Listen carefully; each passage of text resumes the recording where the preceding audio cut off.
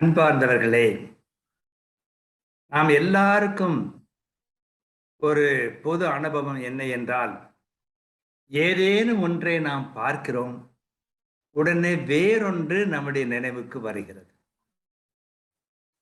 அனைவருமே இந்த அனுபவத்தை பெற்றவர்கள் தான். இறையருள் பெற்ற இறையடியார்கள், கடவுளால் ஆட்கொள்ளப்பட்ட இறையடியார்கள், அவர்களுக்கு எதை பார்த்தாலும் கடவுளுடைய நினைவு வருகிறது.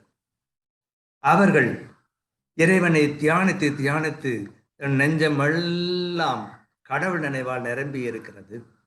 ஆக எதை பார்த்தாலும் அவர்களுக்கு கடவுள் நினைவு வருகிறது. இந்த அனுபவத்தை பெற்ற அடியார்கள் எத்தனையோ பேர், ஏராளமானவர்கள். அவர்களிலே ஒருவர் நம்மாழ்வார். அவருடைய அனுபவம் என்ன?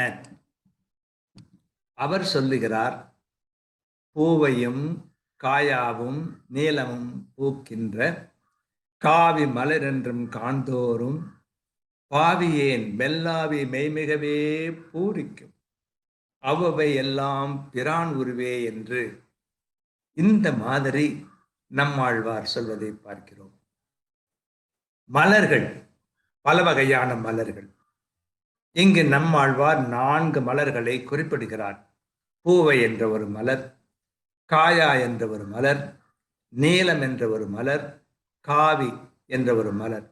இந்த மலர்கள் வெவ்வேறு இடங்களிலே அவர் கண்டிருக்க முடியும். இந்த மலர்களுடைய பொது தன்மை என்ன என்று சொன்னால், அவை எல்லாமே நீல நிற பூக்கள்.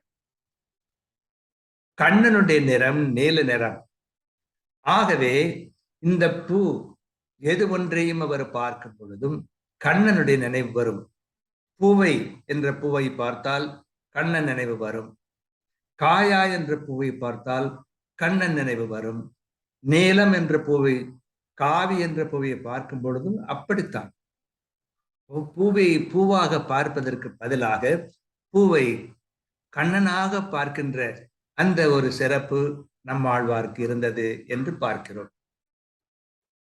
ஆகவே இந்த பூவுக்கு பின்னால், அந்த பூவில் முகத்திலே கண்ணன் உருவைத்தான் நம்மாழ்வார் காண முடிந்தது.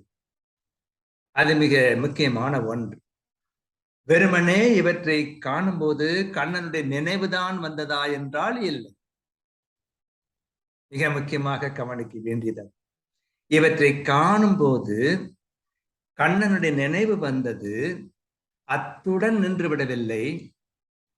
ஆஹா, கண்ணன் அல்லவா இங்கு காணப்படுகிறான் என்று சொல்லி உடம்பே புல்லரித்து போகிறது, பூரித்து போகிறது, மெய் சிலிர்க்கின்றது. ஆக எந்த ஒரு பூ, இந்த பூவையோ காவியோ காயாவோ நீளமோ எந்த ஒரு பூவை கண்டாலும் வெறுமனே கண்ணன் நினைவு மட்டும் வந்ததில்லை, அவருடைய உடம்பெல்லாம் அப்படியே சிலிர்த்து போய் புல்லரிப்பு ஏற்பட்டு அப்படியே ஒன்று போய் விடுவதை பார்க்கிறோம். இவையெல்லாம் பிரானை அல்லவா காட்டுகின்றன. ஒவ்வொன்றும் ஒன்றிலும் கடவுள் அல்லவா இருக்கிறார் என்று சொல்லி நம்மாழ்வார் பேரானந்தம் அடைகின்றார். இத்தகைய அளவுக்கு கடவுளை நாம் கண்டுகொள்கிறோமா? கடவுள் எங்கனும் இருக்கிறவர் என்று சொல்லுகிறோம். கடவுளுக்கு உருவம் இல்லை, அவர் எல்லா உருவங்களையும் எடுக்கிறார். அவர் தாயாக, தந்தையாக, கணவனாக, மனைவியாக, வேலைக்காரனாக, தலைவனாக, அரசனாக என்றெல்லாம் எப்படியெல்லாமோ வருகிறார். அதே போலத்தான் படைப்புகள் எல்லாவற்றிலும் அவர் வெவ்வேறு கோணத்திலே கடவுள் வந்த வண்ணம் இருக்கின்றார். நாம் கண்டுகொள்கிறோமா என்பது தான் முக்கியமான ஒன்று. பல சமயங்களிலே நாம் கண்டுகொள்வது இல்லை. ஒரு பெண்மணி பிள்ளை வரம் கேட்டு பல்வேறு தலங்களுக்கு போகிறார். பல ஆண்டுகளாக சென்று கொண்டிருக்கிறாள். ஒரு தடவை எப்படி பிள்ளை வரம் கேட்டு ஒரு திருத்தலத்திற்கு போய் கொண்டிருக்கும் போது, பேருந்திலே போய் கொண்டிருக்கும் போது பக்கத்திலே வேறொரு பெண் ஒரு கை குழந்தையை வைத்திருந்தாள். திடீரென்று கை குழந்தைக்கு வயிற்றால போயிடுச்சு. ஐயோ என்று சொல்லிவிட்டு பதறி போய் அந்த பெண்மணி பேருந்து ஓட்டுநரிடம், தயவு செய்து தண்ணீர் வருகிற இடத்தை நிறுத்துங்கள், குழந்தைக்கு இப்படி ஆகிவிட்டது, கழுவ வேண்டும் என்று அவர் நிறுத்துகிறார். ஒரு தண்ணீர் வருகிற வந்த இடத்துல நிறுத்துகிறார், வண்டியை நிறுத்துகிறார். அப்பொழுது பக்கத்தில் இருந்த பிள்ளை வரம் கேட்டு திருத்தலத்திற்கு போய்கின்ற அந்த பெண்மணியிடம், குழந்தை ஒரு நிமிஷம் கையில வச்சிருங்க, இந்த சேலையெல்லாம் கழுவிட்டு வந்துடுறேன் என்று சொல்லுகிறாள். சீ என்று அவள் ஒதுக்கி விடுகிறாள், ஏற்றுக்கொள்ள மறுத்து விடுகிறாள். பின்னர் கோயிலுக்கு சென்று இறைவனிடம் மன்றாடும் போது, எனக்கு பிள்ளை வர வேண்டும் என்று கேட்டு, அப்பொழுது இறைவன் அவருக்கு சொன்னார், நான் வழியிலே உனக்கு பிள்ளையை கொடுத்தேனே, நீ வேண்டாம் என்று சொல்லிவிட்டாயே என்று.